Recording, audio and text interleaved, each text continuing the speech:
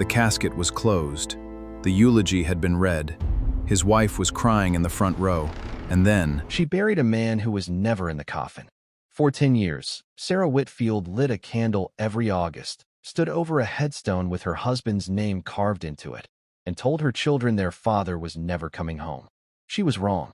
Divers had searched that lake for 3 straight weeks. A church had held a full funeral, complete with a closed casket and a framed photograph on the altar for a man who was, at that very moment, boarding a plane under a different name. And 10 years after his own funeral, Daniel Whitfield walked back through the doors of that same church, alive, unannounced, and about to blow apart everything his family thought they knew about the man they'd mourned. This is not a ghost story. This is something far stranger and far more human. A husband who let his wife bury an empty casket. A father who let his children grow up believing he drowned. A man who had every reason in the world to stay dead, and yet, after 10 years of silence, chose to walk back into the one room guaranteed to destroy the life he'd built in his absence. So who did everyone think they lost? What was Daniel Whitfield running from that made disappearing feel easier than staying? And what finally brought him back through those church doors, into a room full of people who had spent a decade grieving a lie? Stay with me, because the answers are stranger than anything you're imagining right now. To understand why a man fakes his own death, you have to understand who he was before he needed to disappear. Daniel Whitfield was, by every visible measure, an ordinary man. He grew up in a small town in rural Wisconsin, the kind of place where everyone knows your truck before they know your name. He worked hard, coached his son's little league team on weekends, and married Sarah Young, the two of them building a life together one paycheck at a time. Friends described him as steady, dependable, a man who showed up. But steady men have pressure underneath the surface too, and Daniel carried more of it than anyone around him realized. Money was tight. The bills outpaced the paychecks more months than not. And somewhere in the years leading up to that August morning, Daniel started feeling less like a husband and father and more like a man trapped inside someone else's expectations of him. He'd made a joke once, at a family barbecue, the kind of joke people only remember in hindsight. He said if he ever really wanted to disappear, he knew exactly which lake he'd pick. Everyone laughed.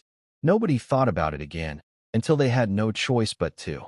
What none of them knew was that Daniel had already started planning his exit, quietly, methodically, over months. He took out a life insurance policy worth well over $250,000. He began talking, late at night, to a woman on the other side of the world, a woman who knew nothing about the family he had at home. He researched, in private, exactly how a man disappears, how deep water needs to be to keep a body from resurfacing, how far a person can travel before anyone thinks to look. Before we go any further, let us know in the comments where you're watching this from. We'd love to hear from you. And don't forget to hit that subscribe button so you never miss any of our upcoming videos. Because what happened next wasn't an accident. It was a plan 10 months in the making, and on one quiet Sunday morning in August, Daniel Whitfield put it into motion. The morning started like any other. Daniel went to church with his family, the way he did most Sundays, sat beside Sarah in the same pew they'd shared for years. Afterward, he told her he was heading out to the lake, a stretch of water nearly 200 feet deep, the deepest in the state, to get in a few hours of kayaking before the weather turned. She didn't think twice about it. He'd done it 100 times before. He drove alone, parked near the water's edge, and paddled out toward the center of the lake, farther than he usually went. And then, in the middle of that vast, cold water, Daniel Whitfield deliberately flipped his own kayak. He let it drift, empty, life jacket still strapped in. He dropped his phone into the water. He dropped his identification into the water. Then he climbed into a small inflatable raft he had hidden and paddled quietly back to shore, out of sight of the main dock. By the time anyone realized he hadn't come home, Daniel wasn't drowning. He was already on an electric bike, riding through the night, nearly 80 miles toward the nearest bus station, leaving behind a wife who would spend the next several hours, and then days, believing the worst had happened to the man she loved. When Sarah reported him missing, the response was immediate and massive. Search boats moved across the lake within hours. Divers went in the next morning. Cadaver dogs walked the shoreline. Within days, his overturned kayak was recovered, along with his life jacket, still tied in place. Exactly the kind of evidence that tells searchers they're no longer looking for a missing man, they're recovering a body. For weeks, the search continued. Volunteers combed the woods around the lake. The county spent tens of thousands of dollars on equipment, personnel, and time. Sarah gave interviews, thanked the community, held on to hope even as hope became harder to justify. And then, quietly, in the background, small details started not adding up. Investigators discovered that a man matching Daniel's description had crossed into Canada the day after he vanished. Financial records showed money moving to a foreign bank account in the weeks before his disappearance.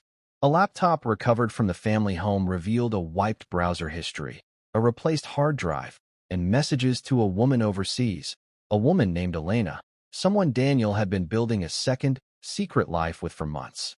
The story the town had grieved, the drowned husband, the tragic accident, the man lost to the deepest lake in the state, wasn't the story at all.